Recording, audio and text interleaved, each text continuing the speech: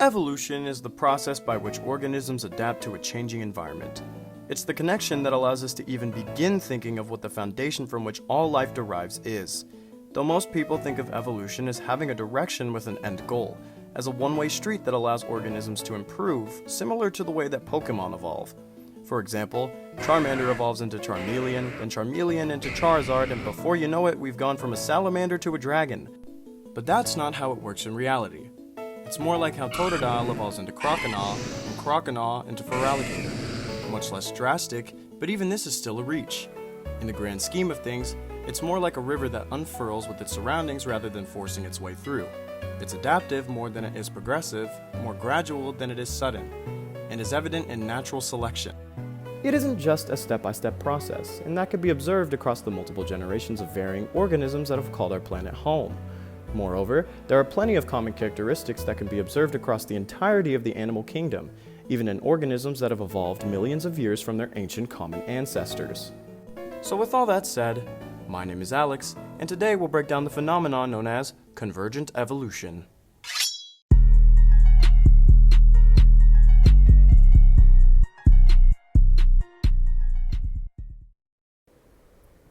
Not gonna lie, I'm a little unprofessional right now. Let's change that.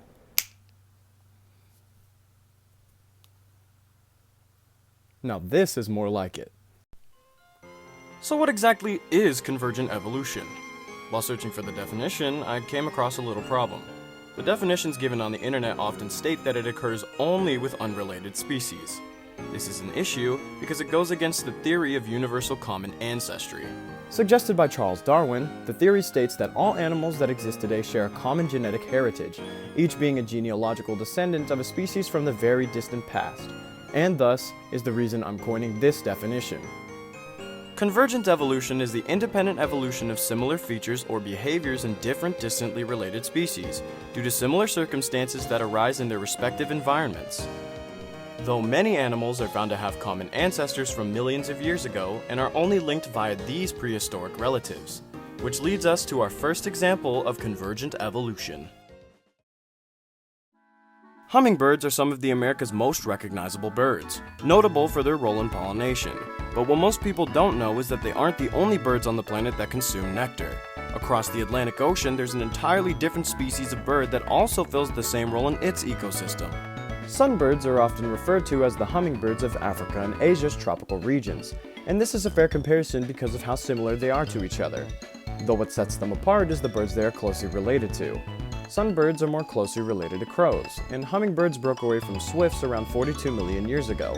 Though hummingbirds similar in structure to those we see in the wild today would not emerge until around 20 million years later. Sunbirds most likely split from crows as a result of a decrease in the population of food that crows originally hunted, which ultimately led them to developing that sleek body structure, long pointed beak, forked tongue, and hovering style of flight. Though this hovering is not done while feeding, instead they prefer to perch, which is why they are classified as passerines. These characteristics were most likely already in the bird's genetic code, as most ancient hummingbird fossils have been found in Asia and Africa. It is thought that a specific event occurred to wipe out the population of hummingbirds in prehistoric Asia, though it remains a mystery as of now. A testament to each of these birds' relations are the structures of their feet. Hummingbirds have weaker feet, which means they cannot perch, much like swifts, while sunbirds have a much stronger foot structure, like crows.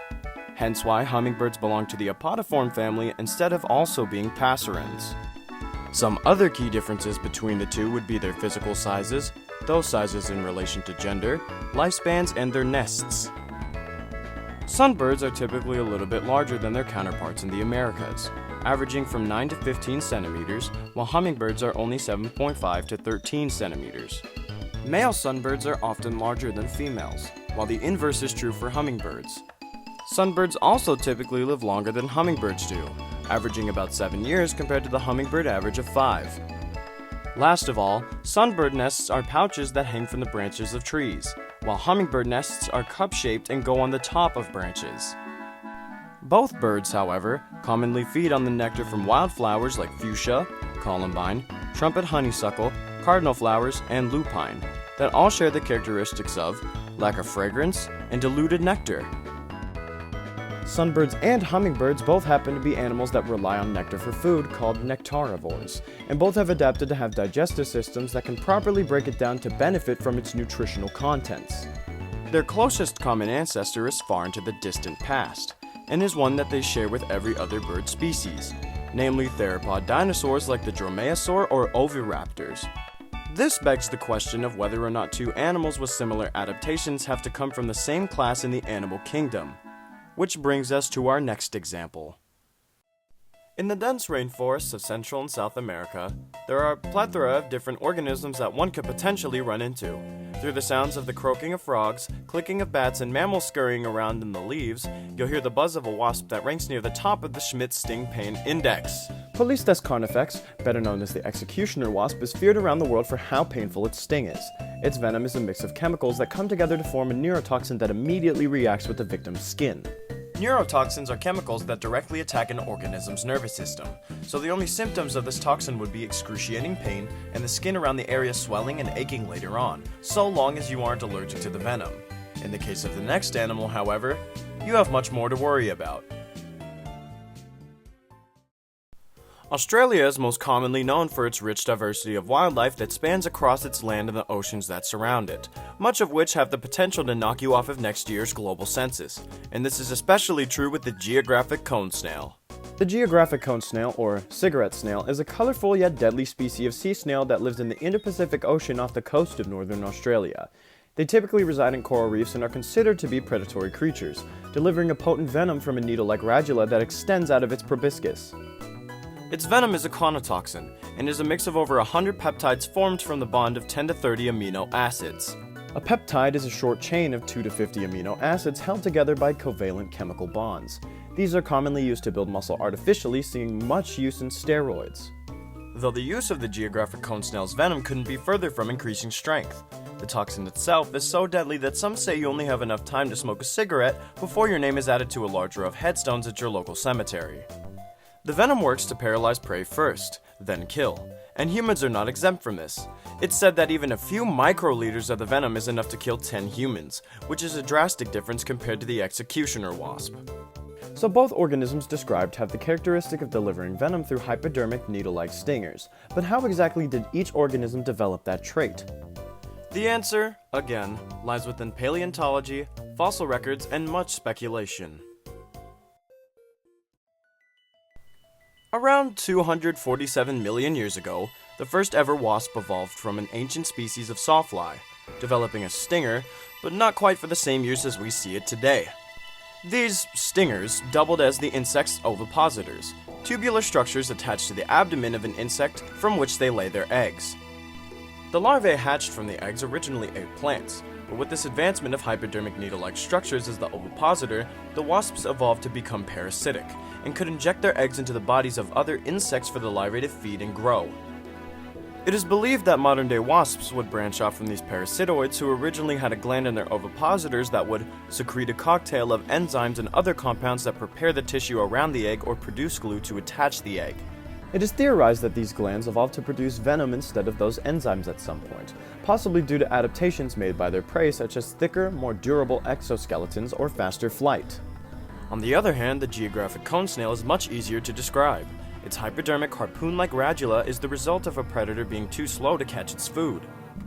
Cone snails are believed to have emerged in the Eocene epoch around 55 million years ago, originating from ancient predatory gastropods that primarily fed on worms. I believe that these same worms happened to leave the area the snails resided in, and thus they had to rely on fish for food from that point forward. Being that slow and attempting to catch prey much faster than itself most likely prompted the evolution of their radula to become more like a harpoon, and the venom that they used to paralyze their prey could be used as further evidence.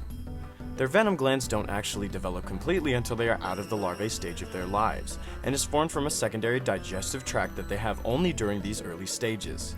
This secondary digestive tract may originate from the more primitive body structures of the ancient gastropods that preceded them, and allowed them to evolve without actually having to change much about their body structure, other than the harpoon-like tooth that injects the venom.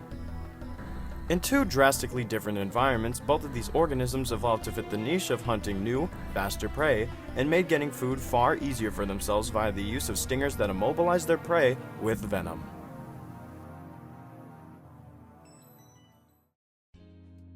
So now that we've seen that two similar and two completely different environments can yield similar circumstances for animals to evolve down similar paths, that begs the question of what exactly causes these animals to evolve similarly rather than adapting differently to fit a specific niche.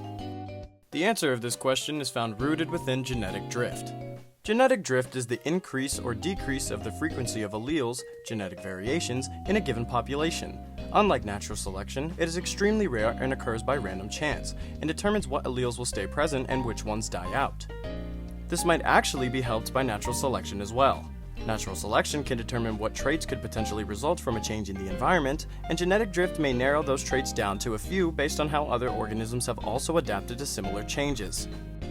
This, in turn, causes organisms to have similar characteristics and adaptations to each other, occurring even in those that aren't closely related, and hence is the theoretical cause for convergent evolution. It is imperative that we understand convergent evolution on a broader scale because it could potentially help us piece together fossil records and may even lead us to figuring out the origin of humans. It also helps us to better understand the environment, showing us how it once worked and how it continues to change over time, even if we may not see it. So if you somehow sat through another video essay of mine, thank you. And I hope you enjoyed the content I spent many hours researching and putting together. My name is Alex, and thank you for tuning in to learn about convergent evolution.